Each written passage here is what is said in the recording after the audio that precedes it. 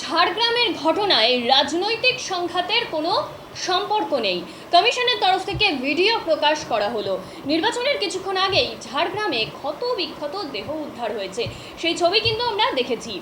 এই ঘটনার সঙ্গে সঙ্গে রিপোর্ট করে মুখ্য নির্বাচনী আধিকারিকের দপ্তরে সংশ্লিষ্ট জেলা নির্বাচনী আধিকারিকের কাছে সেই রিপোর্ট এসে পৌঁছায় মুখ্য নির্বাচন কমিশনের কাছে।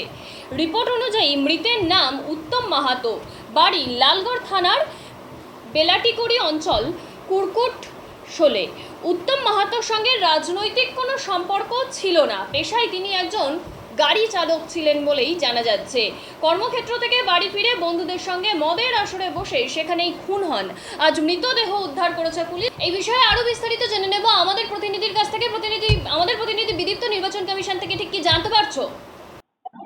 তোমাকে প্রথমে রাখবো, 8 লোকসভা কেন্দ্রে কিন্তু সকাল 7টা থেকে সন্ধ্যে 6টা পর্যন্ত শুরু হয়েছে যে ভোট গ্রহণ প্রক্রিয়া। তার মধ্যে উল্লেখযোগ্য পরায়ণভাবে লোকসভা কেন্দ্রগুলোর দিকে যে নজর রাখি, সেক্ষেত্রে দাঁড়িয়ে কিন্তু তমলুক, কাঁথি, ঘাটাল, ঝাড়গ্রাম, মেদিনীপুর, পুরুলিয়া, বাঁকুড়া এবং বিষ্ণুপুর উল্লেখযোগ্য পরায়ণভাবে কিন্তু ইতিমধ্যেই আমরা মুখ্য নির্বাচনী আধিকারিকের দপ্তরের সূত্রে, আমরা নির্বাচন সূত্রে যেরকমটা জানতে পারছি, এই বিষয়টা হচ্ছে এরকম যে ইতিমধ্যেই কিন্তু এই ভোট শুরুর পর, অর্থাৎ দেখা গেল যে সেখানে মহিষাদল, পূর্ব মেদিনীপুরের একটি উল্লেখযোগ্য পরায়ণভাবে যে গুরুত্বপূর্ণ একটি লোকসভা কেন্দ্র, যার নাম হচ্ছে গিয়ে মূলত মহিষাদল, এই মহিষাদলে কিন্তু তৃণমূল নেতা খুন হলেন। এবং এই ঘটনার পরিপ্রেক্ষিতে দাঁড়িয়েই কিন্তু কমিশনের তরফ থেকে অ্যাকশন টেকেন রিপোর্ট চাওয়া হলো সেখানকার সংশ্লিষ্ট যারা জেলা নির্বাচনী আধিকারিক রয়েছেন তাদের কাছ থেকে।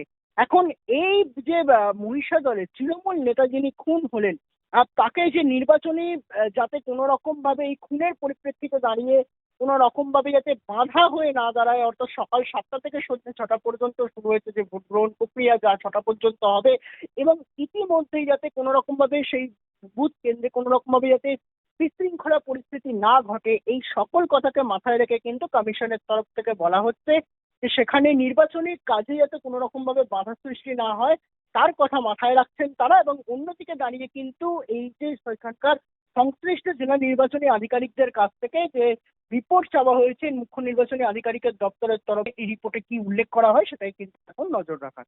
সুমি, ধন্যবাদ বিদীপ্ত, সাথে থাকো, নজর রাখো নির্বাচন কমিশন থেকে। আমরা আবারও খবরের সমস্ত আপডেট তোমার কাছ থেকেই নিতে থাকবো।